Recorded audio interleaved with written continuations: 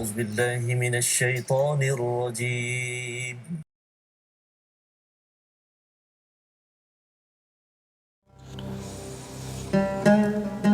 اللهم صل على محمد يا رب صل عليه وسلم. اللهم صل على محمد يا رب صل عليه وسلم.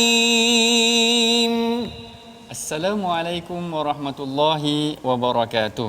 Alhamdulillahirabbil alamin wassalatu wassalamu ala asyrafil anbiya'i wal mursalin sayyidina Muhammadin wa ala alihi wa ashabihi ajma'in. Amma ba'd. Apa khabar tuan-tuan puan-puan yang berada di rumah sekalian? Mudah-mudahan semuanya berada dalam keadaan yang bersemangat, masih lagi utuh dalam keadaan kita berpuasa pada hari ini. Seperti biasa tuan-tuan puan-puan yang dirahmati Allah sekalian, pada awal permulaan program My Hadis Time Rasulullah Suri Teladan ini, setiap hari saya akan bacakan satu hadis yang berkaitan tentang Ramadan kerana kita berada dalam bulan Ramadan. Kalau tuan-tuan masih ingat, sebelum ni saya ada ceritakan tentang hadis man fattara sa'ima. Barang siapa yang memberikan makan kepada orang yang berbuka puasa, maka dia akan dapat pahala seperti mana orang yang berpuasa itu tadi. Maka hari ini saya akan sambung ataupun kongsikan satu lagi hadis mengenai tentang bagaimana Rasulullah sallallahu alaihi wasallam adalah seorang yang sangat pemurah. Hadis ini diriwayatkan oleh Sayyidina Abdullah bin Abbas. Beliau berkata, kana Rasulullah sallallahu alaihi wasallam ajwadan nas wa kana ma ajwada wa kana ajwadu ma yakunu illa fi Ramadan. Hadis ni menceritakan bagaimana Rasulullah sallallahu alaihi wasallam adalah seorang yang sangat pemurah, dan baginda wa kana ajwadu ma yakunu fi Ramadan. Rasulullah sangat pemurah di bulan Ramadan. Maka dalam bulan Ramadan ni tuan-tuan puan-puan, jangan lupa kita bersedekah. Baik, seperti biasa pada hari ini bersama dengan saya Ustaz Husaini. Apa khabar? Sihat doktor sihat ke? Alhamdulillah. Ustaz Husaini dah bersedekah ke hari ini? InsyaAllah sebentar lagi. InsyaAllah nanti.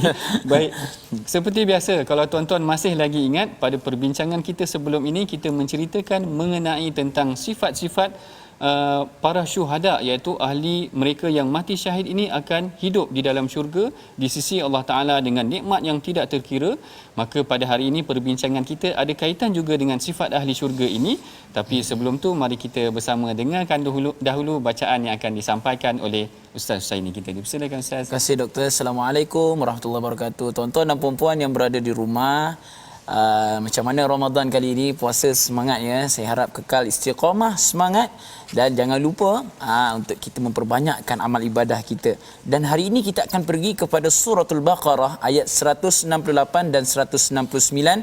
Kita mendengar apakah wahyu Allah Subhanahu wa taala yang ingin disampaikan kepada kita. Jom kita sama-sama saksikan insya-Allah. A'udzubillahi minasyaitanir rajim. Ya ayyuhan nasu kulu mimma fil ardi halalan tayyiban wa la tattabi'u khutuwatis syaitan.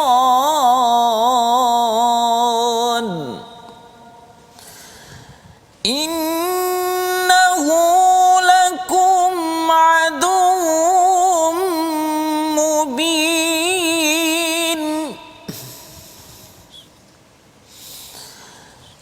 Innama ya'murukum bis-su'i wal fahsya'i wa an taqulu 'ala Allahi ma la ta'lamun. Sadaqallahul azim. Sadaqallahul azim. Masya-Allah. Kalau tuan-tuan puan-puan yang berada di rumah hayati bacaan yang disampaikan oleh Ustaz Husaini tadi. Pada permulaan ayat tadi Allah Taala menceritakan tentang bagaimana kita perlu mendapatkan makanan yang halal dan tayyibah. Maknanya makanan yang halal dan tayyib inilah salah satu juga daripada ciri-ciri ahli syurga, mereka mendapatkan makanan yang halal lagi baik. Maka perbincangan kita pada hari ini juga berkaitan tentang hadis mengenai makanan halal dan baik ini, mari sama-sama tuan-tuan puan-puan di rumah kita sama-sama bacakan mengenai hadis yang kita akan bincangkan pada hari ini. Hadis ini diriwayatkan daripada Sayyidina Abi Hurairah. An Abi Hurairah radhiyallahu taala anhu qala Rasulullah sallallahu alaihi wasallam, ya ayuhan nas, innallaha tayyibun la yaqbalu illa tayyiba wa innallaha amara al-mu'minina bima amara bihil mursalin. Faqala ya ayyuhar rusul kulu minat tayyibati wa'malu salihan inni bima ta'maluna alim. وقال يا أيها الذين آمنوا كلوا من طيبات ما رزقناكم ثم ذكر الرجل يطيل السفر أشعث أغبارا يمد يديه إلى السماء يا ربي يا ربي ومطعمه حرام ومشربه حرام وملبسه حرام وغذي بالحرام فأنى يستجاب له. Maksudnya daripada Abu Hurairah radhiyallahu taala anhu, beliau berkata, Rasulullah sallallahu alaihi wasallam bersabda, sesungguhnya Allah Maha baik dan hanya menerima yang baik sahaja. Sesungguhnya Allah telah memerintahkan orang-orang beriman untuk melakukan perintah yang disampaikan kepada para rasul. Kemudian baginda membaca firman Allah, wahai para rasul, makanlah makanan yang baik-baik yang kami berikan kepada kamu. Kemudian baginda membaca, wahai orang-orang beriman, makanlah daripada rezeki yang baik yang kami berikan kepada kamu. Kemudian baginda menyebut tentang seorang lelaki yang melalui perjalanan yang jauh. Rambutnya kusut masai, pakaiannya berdebu. Dia mengangkat tangannya, kedua tangannya berdoa ke arah langit dan berkata, wahai Tuhan, sedangkan makanannya haram, minumannya haram, pakaiannya haram dan diberi makan dengan sesuatu yang haram. Maka bagaimana mungkin doanya dimakbulkan? Hadis ni diriwayatkan oleh Al-Imam Muslim. Baik, perhatikan tuan-tuan, hadis ni sangat berkait dengan apa yang telah disampaikan, dibacakan oleh Ustaz Husaini. Hadis ini menceritakan tentang bagaimana Rasul menggambarkan seorang yang bermusafir tetapi doanya tidak mustajab kerana makanan yang haram yang diperolehinya. Perbincangan lanjut mengenai perkara ini kita akan lanjutkan lagi selepas daripada ini. Jangan ke mana-mana, temui kami dalam program My Hadis Time Rasulullah Suri Teladan.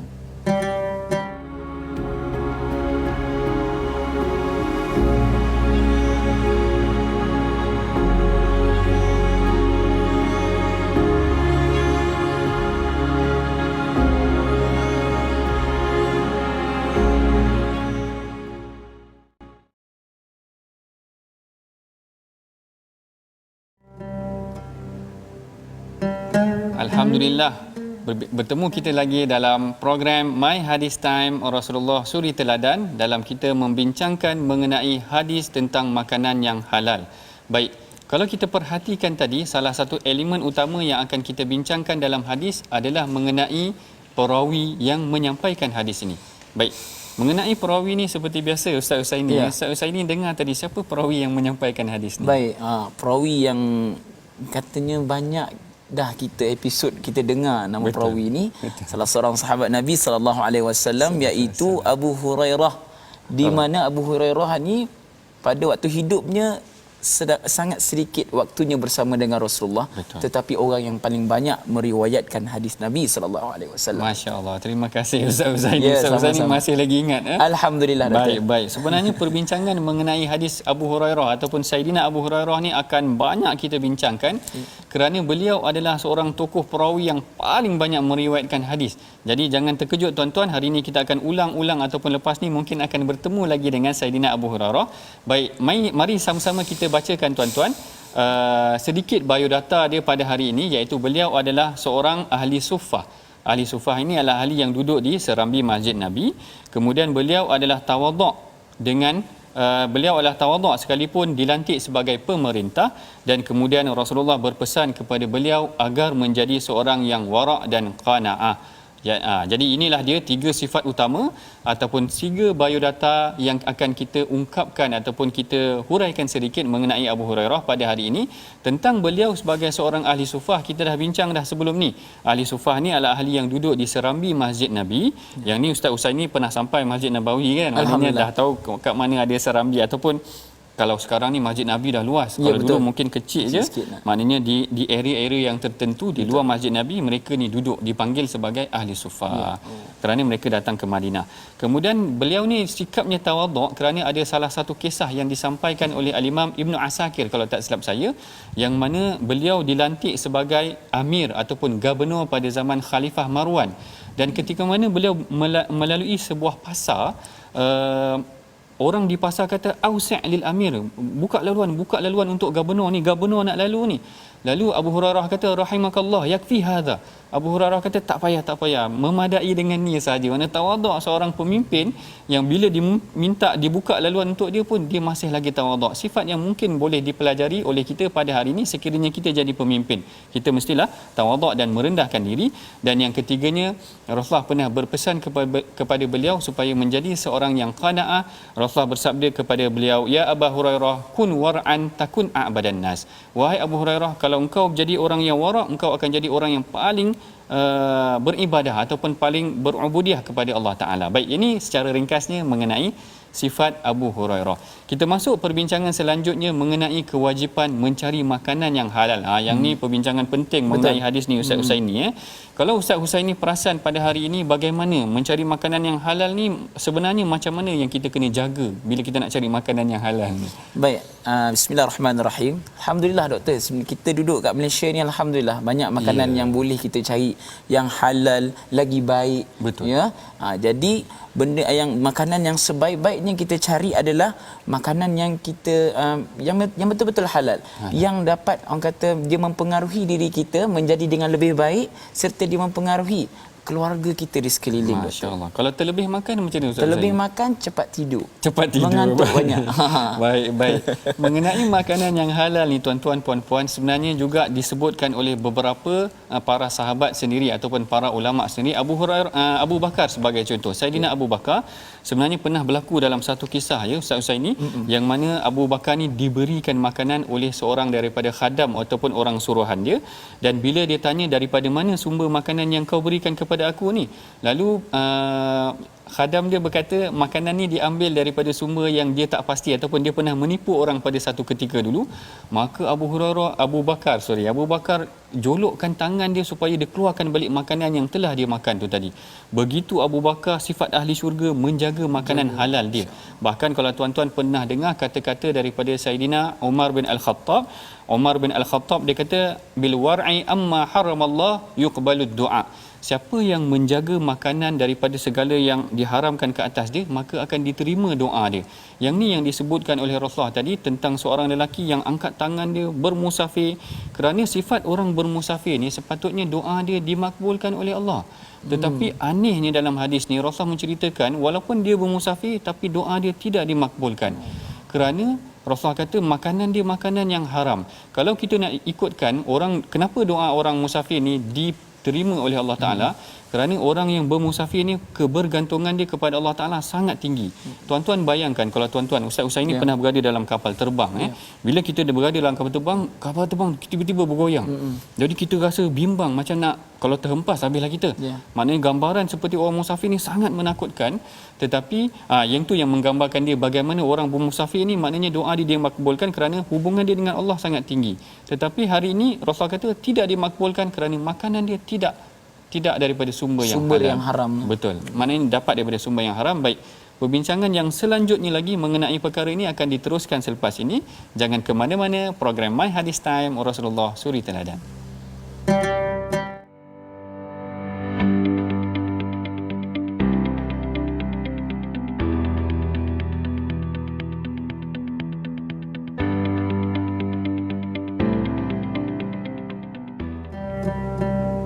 Alhamdulillah, bertemu kita lagi dalam perbincangan hari ini mengenai makanan yang halal. Kita dah perhatikan tadi bagaimana Rasulullah menekankan tentang makanan yang halal, kerana makanan yang halal akan menyebabkan seseorang itu doa ataupun ibadah dia diterima. Bahkan saya suka untuk memetik kata-kata yang pernah diungkapkan oleh Al-Imam Ahmad. Al-Imam Ahmad pernah ditanya oleh Abu Umar, kalau tak silap saya pernah ditanya oleh Al-Imam Tartusi, dengan apa hati seseorang tu boleh dilembutkan? Maka Al-Imam Ahmad kata hati seseorang tu akan lembut bi aklil halal, dengan makanan yang halal. Maknanya hati-hati tuan-tuan, kalau makan makanan yang haram dibimbangi hati kita akan jadi keras. Macam tu juga dengan kata-kata Al-Imam Ghazali. Al-Imam Ghazali pernah menyampaikan, dia kata kullul ibadah dha'i'ah, semua ibadah akan jadi sia-sia dengan makanan haram. Hati-hati tuan-tuan dengan makanan haram, jangan sampai kita terambil makanan yang haram yang tidak halal buat diri kita. Baik. Seperti biasa dalam awal minggu kita akan membincangkan hadis tentang viral tetapi tidak sahih. Baik, hadis ni ada hadis yang ada kaitan juga dengan makanan Ustaz Husaini ya. Betul. Kalau Ustaz Husaini pernah dengar tak hadis yang orang kata kita kena kunyah 40 kali bila makan? Saya masa kecil tu pernah lah, selalu juga dengar. Maknanya sunnah Nabi katanya. Ya, betul. Kunyah 40 kali dapatlah pahalanya sunnah tu. Jadi macam mana doktor tu? Baik. Hari ini sama-sama kita perhatikan tuan-tuan pada slide kita pada hari ini kita menceritakan tentang hadis yang dikatakan kunyah 40 kali, kunyah makan tu lah. Yang dikatakan ada satu sunnah yang disandarkan kepada Rasulullah sallallahu alaihi wasallam iaitu mengenai tentang mengunyah makanan sehingga 40 ataupun 44 kali. Hadis ini pada hakikatnya tidak dijumpai di dalam kitab-kitab hadis yang tersohor. Menurut Lajnah Daimah, amalan mengunyah makanan ini bukanlah daripada sunnah Rasulullah. Perkara ini kalau saya juga sebenarnya cari Ustaz Husaini cari akhirnya jumpa kata-kata Al-Imam Nawawi. Al-Imam Nawawi sebenarnya pernah mengungkapkan, dia kata perbincangan spesifik mengenai bagaimana Rasulullah kunyah makanan dan sebagainya sebenarnya tidak didapati dalam mana-mana sumber yang boleh disandarkan. Yang ini yang dikatakan oleh Al-Imam Nawawi. Jadi kita berpegang kepada yang tu, mudah-mudahan kita terpelihara daripada perkara yang tidak benar untuk disandarkan kepada Rasulullah. Baik, kembali kita mengenai tentang makanan yang halal tadi.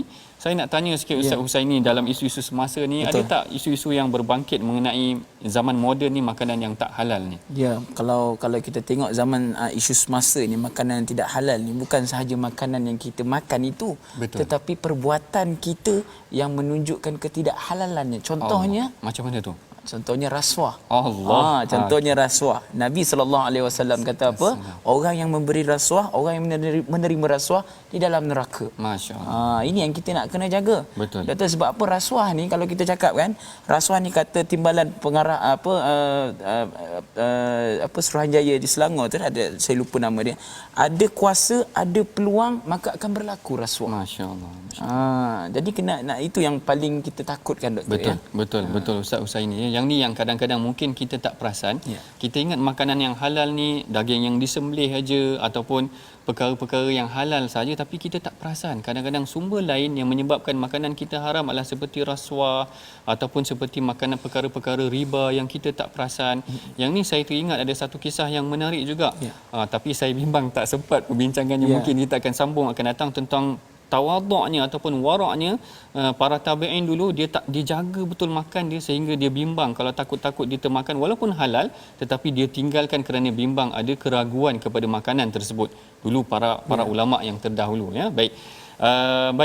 Seperti biasa kita telah hampir sampai ke penghujung rancangan. Kita akan tengok dahulu tentang resolusi ataupun pengajaran mengenai hadis makanan halal kita pada hari ini. Mari sama-sama tuan-tuan kita perhatikan resolusi kita pada hari ini. Yang pertama, kita hendaklah memastikan rezeki yang diperolehi adalah sumber yang halal. Yang kedua, kita hendaklah menjauhi segala elemen yang haram seperti rasuah dan segala perkara yang meragukan. Dan yang ketiga, bersikap tawaduk seperti Saidina Abu Hurairah tadi, sekalipun mempunyai jawatan yang besar. Kalau kita esok Ustaz Husaini dah jadi, mana tahu jadi menteri esok, kena sifat tawaduk lah sikit. InsyaAllah. Baik, yang ni secara ringkasnya ataupun secara umumnya mengenai tentang resolusi pengajaran yang kita boleh pelajari pada hari ini. Mari sama-sama tuan-tuan, seperti biasa saya seru untuk bersama menyumbang ke arah tabung gerakan Quran. Dan bagi mengakhiri perbincangan kita pada hari ini, saya menjemput Ustaz Husaini untuk memimpin bacaan doa. InsyaAllah tuan-tuan dan puan-puan yang dirahmati Allah Subhanahu Wa Taala, sama-sama kita mengangkat kedua tangan kita, memunajat kepada Allah, mendoakan supaya Allah memakbulkan segala permintaan kita. A'udzu billahi minasy syaithanir rajim. Bismillahirrahmanirrahim. Alhamdulillahi rabbil alamin wassalatu wassalamu ala asyrafil anbiya'i wal mursalin wa ala alihi wa sahbihi ajma'in. Ya Allah, ya Tuhan kami, jadikanlah makanan yang kami makan ini ya Allah halal lagi baik ya Allah.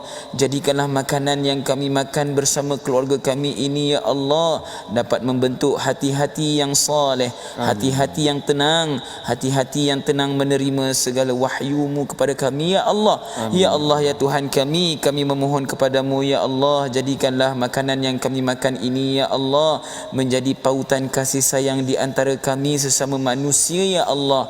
Ya Allah, ya Tuhan kami, tiada daya upaya kami ya Allah melainkan dengan pertolongan-Mu ya Allah.